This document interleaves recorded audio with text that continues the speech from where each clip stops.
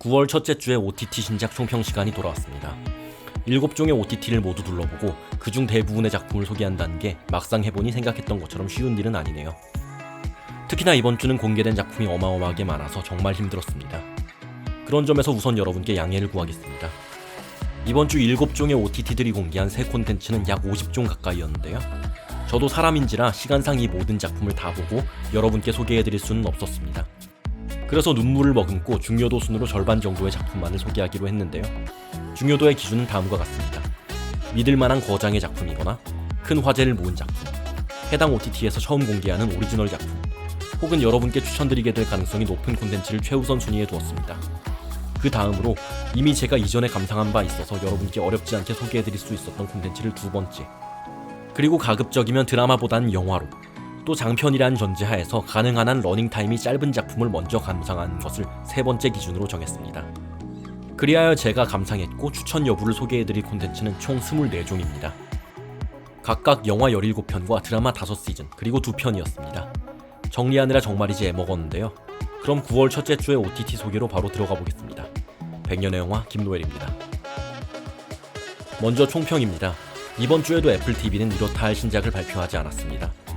티빙의 경우 드라마 작은 아씨들을 공개했지만 이건 제가 따로 소개하지는 않을 예정이고요.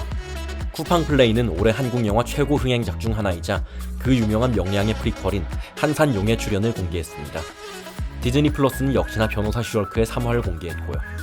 그리고 이제부터가 중요해지는데 총 5종의 드라마 시리즈를 공개한 웨이브를 지나서 왓챠와 넷플릭스가 각각 20여 편의 새 영화 혹은 드라마를 공개했습니다. 물론 왓챠는 이미 다른 OTT에도 공개되었던 경우도 꽤 되는 과거 개봉 영화들을 공개한 게 대부분이지만 적어도 이렇다 할 추천작조차 없었던 지난주에 비하면 훨씬 수준 높은 신작풀을 구성했고요. HBO 맥스로부터 블랙 코미디 드라마의 수작인 Made for Love를 독점 공개하기도 했습니다. 또 넷플릭스는 최근 1, 2년 전 개봉했던 영화 몇 편과 더불어 오리지널 드라마까지 역시나 명불허전의 면모로 다양한 신작을 선보였습니다. 종합하자면 이번 주에 공개된 작품들만 보더라도 적어도 몇 주간 OTT에서 뭐 볼지 걱정은 안 해도 좋습니다. 오히려 어떤 걸 보고 어떤 걸 안 보는 게 맞을지에 대해 고민하는 게 맞을 판국이에요. 그렇다면 구체적으로 어떤 작품들이 공개되었고 그중 제가 출연한 30종의 콘텐츠에는 어떤 게 있을지 한번 뜯어보도록 합시다. 넷플릭스부터 출발할게요. 우선 추천 작품입니다. 정이삭 감독의 미나리를 추천드릴 수 있겠습니다. 비록 쿠팡플레이와 왓챠를 통해 이미 오래전에 먼저 공개되었던 작품이긴 하지만 한국계 미국인 이민자들의 마치 미나리와 같은 삶을 사실적으로 다룬 이 수작은 여러분께 추천드리지 않을 수가 없는 작품입니다. 윤여정과 한예리라는 두 한국 배우의 연기 또한 일품이고요. 무엇보다도 이 영화가 탁월한 이유는 전혀 극적이지 않고 오히려 밋밋하다고 느낄 수 있는 플롯을 극적이게 만드는 연출력, 그리고 누구 하나 비난하거나 편을 들 수가 없을 정도로 입체적이고 복잡한 캐릭터에 몰입하게 하는 영화의 뛰어난 설득력을 들 수 있겠습니다. 아직 안 보신 구독자 여러분이 계시다면 꼭 한 번쯤 추천드리고 싶습니다.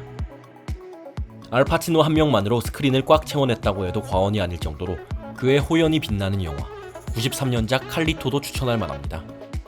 아니 사실 이 영화는 워낙 명성이 자자한 명작이다 보니 굳이 여기서 소개를 해야 하나 싶을 정도였어요. 히치콕의 영향을 진하게 받은 느와르적 스타일과 스릴의 조성은 비슷한 시기 공개된 대부분의 영화와 비교해 놓고 봐도 독보적이며 스카페이스에 이어 또다시 갱스터 배역을 맡은 알파치노는 전작과 유사한 캐릭터성을 마음에 들지 않아 했다는 후문도 있지만 영화를 직접 보신 관객분들이라면 아실 수 있을 겁니다. 이 배역을 소화하기에 알파치노보다 적격인 배우는 없었을 거라는 걸요. 갱스터의 삶을 청산하고 건실한 삶을 살겠다는 꿈을 이루기 위해 노력하는 칼리토의 이야기를 다룬 영화 칼리토. 단언컨대 이번 주 모든 OTT를 통해 공개된 과거 기계봉작 중에서는 최고의 마스터피스일 겁니다. 적극 추천합니다. 아내를 잃은 남자의 눈물에서 수탈받는 대륙의 눈물로 이어지는 장르의 전환이 인상적인 영화 2005년작 콘스탄트 가드너 역시 추천할 만한 영화입니다. 로맨스와 사회고발이라는 그리 어울려 보이지는 않는 두 장르가 놀랍게도 이 영화를 통해서 유려하게 뒤섞이는데요. 문명인들의 추악한 민낯을 드러내고 아프리카라는 대륙을 재조명하는 주제의식이 본격적으로 전해지는 순간 우린 전율을 느끼게 되고 맙니다. 이 영화에서 유독 인상 깊었던 점은 분노하고 끌어올라도 모자라지 않을 장면임에도 불구하고 그것을 드러내는 카메라의 시선은 유독 너무나도 차분했다는 점이었는데요. 제겐 이런 시선이 마치 분노와 슬픔 같은 감정은 관객에게 맡기고 영화는 그것을 고발하는 본연의 역할에만 집중하겠다는 선언처럼 느껴졌습니다. 자리에 앉아 커피를 마시는 우리가 얻은 혜택의 출처가 진정 어디인지를 깨달은 사람에게 온실 속 정원은 더 이상 의미가 없을 겁니다. 이처럼 예리한 시선을 갖춘 콘스탄트 가드너, 충분히 좋은 작품입니다. 추천드립니다. 영혼의 무게 21g이라는 소재를 바탕으로 압도적인 몰입감의 연출은 물론이고 흥미로운 구조의 플롯, 삶에 대한 뚜렷한 애티튜드까지 갖춘 영화인 21g도 좋은 영화입니다. 정말이지 3박자가 딱 갖춰진 영화여서 더 이상 평할 것도 없어요. 이야기보다는 그것을 설득하는 과정이, 그리고 그려낸 이미지가 중요한 영화이다 보니 굳이 줄거리를 요약해 말씀드릴 필요도 없고 말입니다. 새 등장인물이 복잡하게 얽히고 설키게 되는 흔치 않은 과정을 흥미롭게 보다 보면 그걸 설득력 있게 제시하는 압도적인 연출에 놀라게 되고, 연출에 놀라 넋놓고 영화를 보다 보면 던져낸 메시지에 박수를 치게 됩니다. 이제는 레버넌트, 죽음에서 돌아온 자, 버드맨 등의 영화를 연출하며 거장의 반열에 오른 알레한드로 곤잘레스 이냐리투 감독의 초기작이란 매력도 있고 말이죠.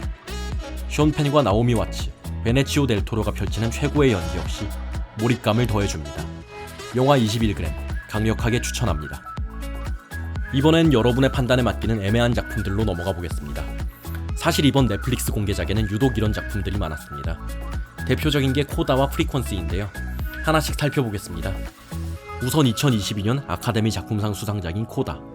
사실 저는 이 영화가 아카데미 작품상을 받을 만한 영화가 아니라는 견해에는 10분 동의하지만, 반대로 작품상을 받았다는 이유로 더더욱 과소평가되고 있다는 생각도 종종 합니다.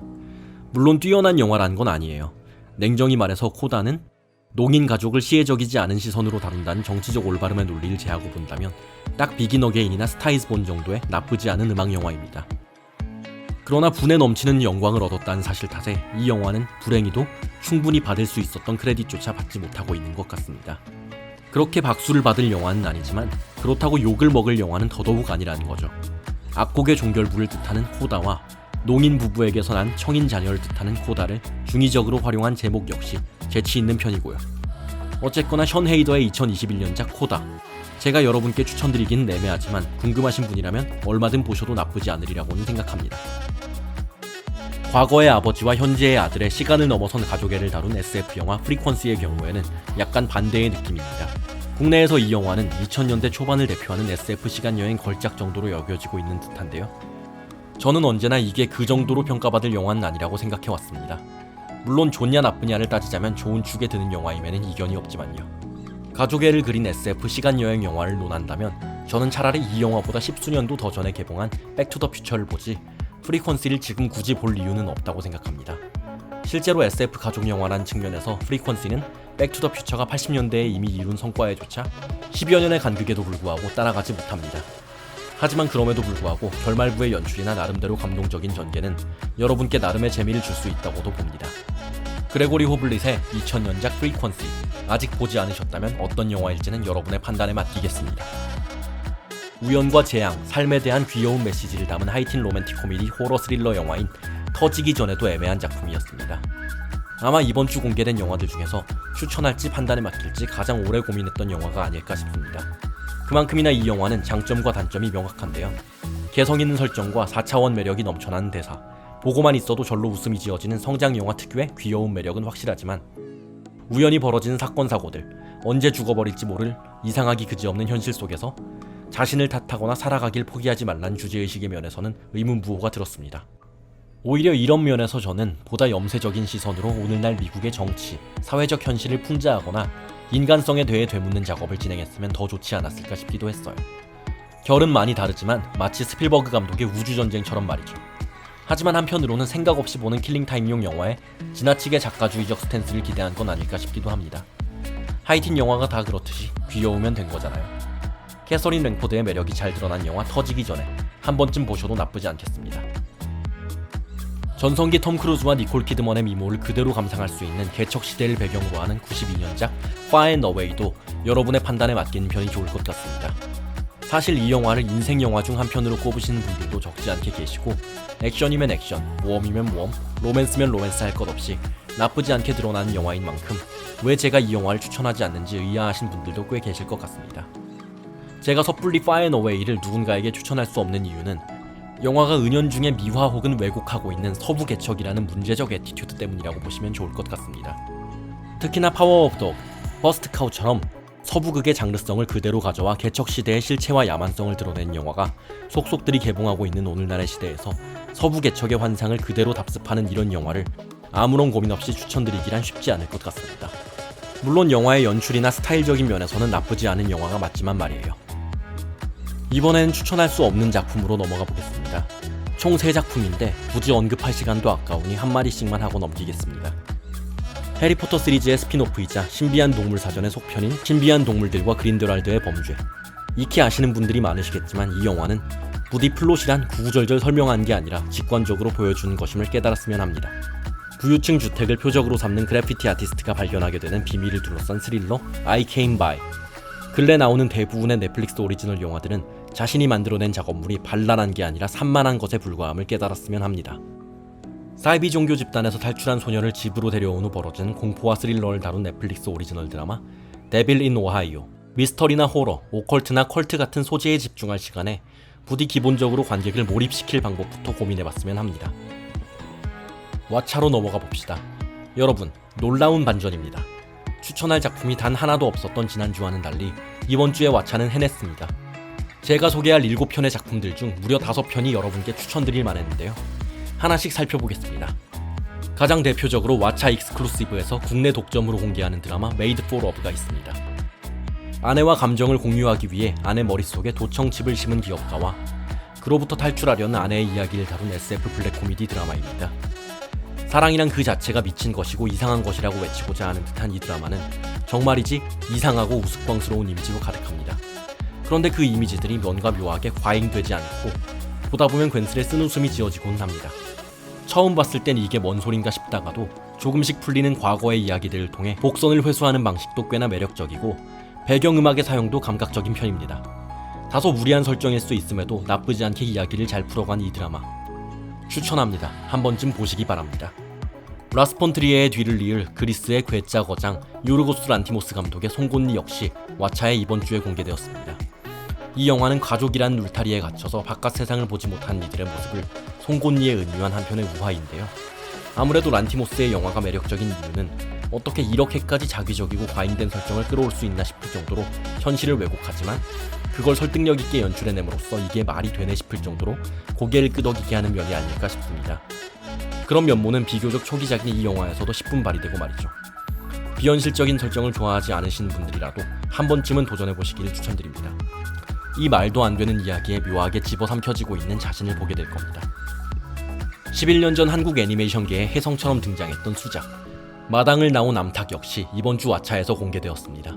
짧은 러닝타임에도 불구하고 설득력 있게 제시된 캐릭터성과 화려하지만 인위적이지 않은 색감과 모션, 온 가족이 보기 좋으면서 군더더기 없는 플롯까지 이 영화는 그야말로 한국 애니메이션이 나아갈 수 있는 최전선까지 다가갔던 작품이었습니다. 더 말해 뭐하겠습니까? 저는 아직까지도 이걸 뛰어넘을 국내 애니메이션은 많지 않다고 생각합니다. 국내 애니메이션에 마당을 나온 암탉이 있었다면 국내 공포영화에는 기담이 있었다고 봐도 무방하죠.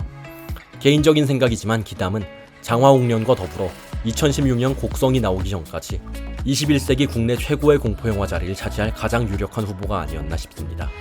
42년의 경성을 배경으로 펼쳐지는 을씨년스러우면서도 기묘하고 환상적인 분위기는 영화를 보는 100분 가까이 우리를 완전히 몰입하게 합니다. 그에 덧붙여지는 스타일 역시 동양적 의미에서의 호러를 너무나도 잘 이해하고 있는 듯하고요. 여름은 이미 다 지나버린 것 같지만 아직 늦지 않았습니다. 어느덧 서늘해져 버린 밤 공기와 함께 이번 주 왓챠에서 공포영화 한 편 어떠신가요? 2001년 개봉했던 최민식 장백지 주연의 로맨스 영화 파이란도 이번 주에 공개됐는데요. 오래전에 재미있게 봤던 추억의 영화를 이번 기회에 다시 볼 수 있게 되어 즐거운 경험이었습니다. 몇 년 만에 다시 본 파이란은 제가 조금은 어른이 된 탓인지는 몰라도 제 기억보다 훨씬 묵직하고 성숙한 영화였습니다. 로맨스라는 장르적 흐름 속에서 깊은 고민을 조각하는 이 영화는 시간이라는 불가항력적 존재 앞에서 엇갈리는 사랑을 그려내는데 그 사랑이 어찌나 호소력이 짙은지 서로가 서로를 만나지조차 못했다는 사실을 새삼스럽게 만들 지경입니다. 담담하면서도 진하게 설득력 있는 로맨스 영화 파이란, 이번 주 왓챠 공개작 중 마지막으로 추천합니다. 애매한 작품으로 넘어가 봅시다. 다빈치 코드로 유명한 댄 브라운의 소설 원작 시리즈 천사와 악마도 이번 주에 공개됐네요. 나온 지 10수년이 지나기도 했고 그다지 스케일이 어마어마하지도 완성도가 엄청나게 높지도 않은 영화였던 만큼 공개작 리스트에서 이 영화를 보았을 때 상당히 의아했는데요. 영화적 완성도와는 별개로 어렸을 적 댄 브라운 소설을 읽었던 추억이 새록새록 떠올라 그다지 나쁘지 않게 보았습니다. 종교를 활용한 미스터리와 과학을 활용한 서스펜스를 동시에 이용하는 플롯도 괜찮았고요. 다만 문제는 이 모든 장점들이 원작 소설에만 해당하는 이야기라는 점이겠죠. 영화화되는 과정에서 전작인 다빈치 코드 역시 그랬지만 천사의 악마는 더더욱 원작의 묘미를 살리지 못했습니다. 건질 거라면 톰 행크스가 열연한 로버트 랭던의 캐릭터 정도겠지요. 댄 브라운 원작 론 하워드 감독의 천사와 악마, 아는 분들은 아시다시피 매력적인 플롯을 소화하지 못한 연출이 정말이지 아쉬운 작품이었습니다. 복제 인간을 소재로 하여 인간성과 존엄에 대한 주제의식을 던지는 듀얼, 나를 죽여라 역시 이번 주 공개된 애매한 작품입니다. 시한부 판정으로 인해 남은 삶을 대신 살리라는 목적으로 복제 인간을 만들었으나 기적적으로 병이 완치되며 벌어지는 말 그대로의 자신과의 싸움을 다룬 이 SF 영화는 소재만으로는 충분히 성공적일 만했습니다. 그러나 초반부 빌드업을 너무 허술하게 해버린 탓에 중반부 던져주는 메시지는 지나치게 중언부언한 느낌이 되어 제대로 전달되지 못합니다. 거기에 결말은 지나치게 무책임하고요. 간단히 말하자면 소재에 비해 너무도 지루한 영화입니다. 하지만 존재하게 되어버렸다는 것 자체가 저주가 되어버린 상황에 대하여 이 영화가 그려낸 이미지는 이 영화를 마냥 안 좋은 영화라고 욕할 수만은 없게 합니다. 제가 이 영화에 섣불리 비추천이라 외칠 수 없는 이유입니다. 카렌 길런 주연의 2022년작 듀얼 나를 죽여라. 여러분의 판단에 맡깁니다. 제가 감상한 이번 주 왓챠 공개작 중에는 따로 진짜 별로다 싶은 작품은 없었습니다. 이제 다른 OTT들로 넘어가 보겠습니다. 웨이브를 한번 살펴보겠습니다. 우선 추천 작품입니다. DC 코믹스 관련 드라마 중 압도적으로 호평을 받고 있는 드라마 피스메이커가 이번 주 웨이브 공개작 가운데 가장 화제였는데요. 결과적으로 기대를 완전히 충족시켜주는 작품이었습니다. 단언컨대 이번 주 최고의 오리지널 시리즈 중 하나입니다. 저는 지금은 비공개한 제 브런치를 통해 2021년 더 수어사이드 스쿼드를 그의 가장 저평가된 영화 2위에 선정하며 죄책감 없이 빵 터뜨리는 슈퍼빌런 피카레스크물의 전형이라 평했던 바 있는데요. 이런 고평가의 주된 요인에는 메가폰을 잡은 제임스 건의 B감성 가득한 연출이 있었습니다. 그런데 제임스 건이 대부분 에피소드의 감독까지 직접 맡은 탓인지 이번 피스메이커는 그 감성의 연장선, 아니 거의 그 너머를 질주하려고 합니다. 존 시나의 독보적인 캐릭터성 아래에서 욕설과 피가 난무하는 19금 코믹 구강 액션이 긍정적 평가의 줄을 이루는 이 드라마이지만 이야기가 진행될수록 시청자를 몰입하게 하는 미스터리를 보는 재미 역시 쏠쏠합니다.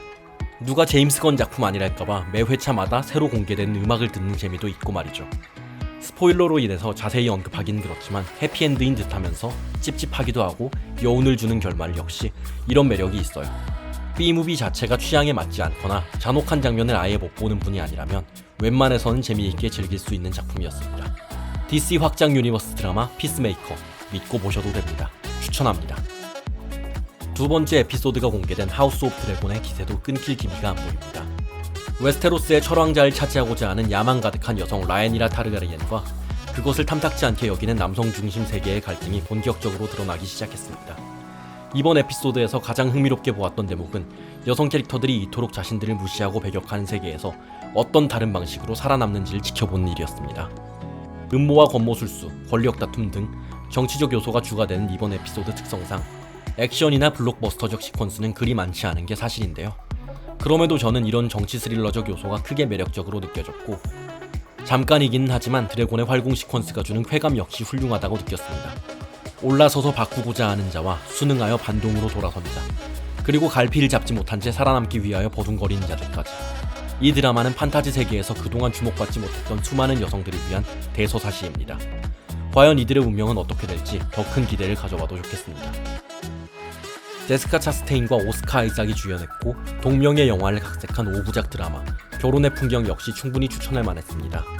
원작을 보지 않았기에 원작과의 직접적인 비교는 무리가 있지만 제 개인적인 소감으로는 노아 바움백의 2019년 영화 결혼 이야기를 드라마처럼 긴 호흡으로 보는 듯한 느낌이 들었어요.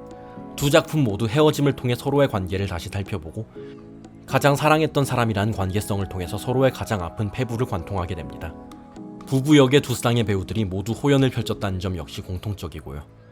물론 이런 비교를 하지 않더라도 결혼의 풍경은 두 사람의 관계를 마치 풍경을 담아내듯 담담하게 카메라 속으로 이끌고 오는 카메라의 시선만으로도 볼 가치가 충분한 드라마입니다. 이번 주 HBO 맥스 오리지널 드라마들이 유독 좋은 작품이 많군요. 다음 주에는 또 어떤 작품이 공개될지 기대가 됩니다. 앞서 말씀드린 것처럼 지난주부터 전반적으로 웨이브에서 수입한 HBO 맥스의 드라마들의 퀄리티가 대단한데요. 불행히도 발레 역시 존재합니다. 9월 1일 공개된 근미래 액션물 DMZ가 그렇습니다. 맨해튼의 비무장지대가 설치된 미국의 근미래를 배경으로 실종된 아들을 찾기 위해 갱단 간의 싸움에 휘말려든 알마의 이야기를 다루고 있는데요. DC 코믹스의 만화를 원작으로 하는 만큼 기본 설정은 나름대로 흥미롭습니다. 그러나 워낙에 완성도가 조악하고 무엇 하나 흥미로운 점이 없을 정도로 이 드라마에서 매력이라는 것을 찾기는 어려워 보입니다. 솔직히 말씀드리자면 근래 보았던 드라마 중에서 이렇게까지 다음 에피소드가 기대되지 않는 드라마는 처음이었습니다. HBO 맥스 오리지널 웨이브에서 공개 중인 드라마 DMZ 강력하게 비추천합니다. 디즈니 플러스의 유일한 공개작 변호사 슈얼크 3화로 넘어가 봅시다. 아무래도 디즈니가 작정한 것 같습니다. 변호사 슈얼크는 어쩌면 2022년 마블 스튜디오가 공개한 모든 작품들 가운데 가장 윤리적 혹은 문제적인 작품이 될 것 같습니다. 이번 변호사 슈얼크 3화는 백인 이성애자 남성 중심의 슈퍼히어로물을 보다 소수자 친화적인 작품으로 만들어 나가야 한다는 오늘날 정치적 올바름의 당위를 다시 한번 강조하며 그의 반기를 드는 소위 미국인 인셀 문화를 거침없이 잘못된 것으로 규정하고 그들과 싸워나가야 한다고 당당하게 선언합니다. 또한 지금껏 MCU 세계가 전개되며 등장했던 이런저런 대사와 개념들을 법리적 개념으로 다시 끌고 와 깨알 같은 재미를 선사하기도 하고요. 가벼운 수준이기는 하지만 제사의 벽을 넘나드는 제니퍼의 캐릭터를 통해 듣는 타 시리즈의 카메오 출연 등에 관한 코미디도 분위기를 환기하는 데 도움이 됩니다. 또 법정극과 코미디로 구성되어 있던 초중반부가 지난 후 맛보기 정도지만 등장한 슈퍼히어로 액션은 짧은 시간이었지만 묵혀있던 체증이 내려간 듯한 시원함을 선사했습니다. 마블 스튜디오의 변호사 슈얼크 3화 이쯤 되면 페이즈 4 이후 MCU의 진가는 영화가 아닌 드라마에 있다는 걸 증명해주기라도 하는 것 같습니다. 강력 추천합니다. 마지막으로 쿠팡 플레이에서 공개한 한산용의 출연을 봅시다. 김한민 감독의 이순신 시리즈 중 명량의 속편이자 프리퀄인 이번 영화는 전작 명량만큼의 대흥행을 기록하지는 못했지만 그래도 쏠쏠하게 흥행한 영화였습니다. 이 영상을 보고 계시는 분들 중에서도 이미 관람하신 분들도 많을 테고요. 하지만 이 자리에서는 영화를 아직 보지 않으신 관객 여러분들을 위해 이야기해보도록 하겠습니다. 한산은 전작 명량에 비하면 확실히 좋은 작품입니다.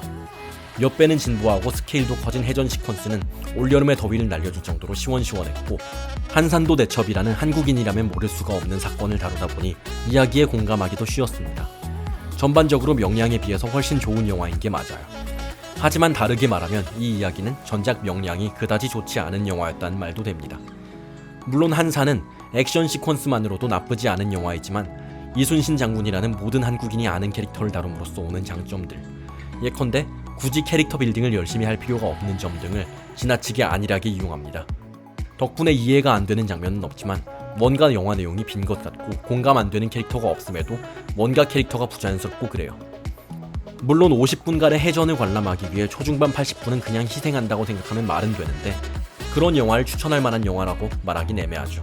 그런 의미에서 한산용의 출연도 여러분의 판단에 맡기는 애매한 작품으로 마무리하겠습니다. 이상으로 9월 첫째 주 OTT 총평을 마치겠습니다. 긴 영상 끝까지 봐주셔서 감사합니다. 이번 주도 좋은 작품들 재미있게 관람하시기 바라고요. 인사드리며 마무리하겠습니다. 백년의 영화 김노엘이었습니다.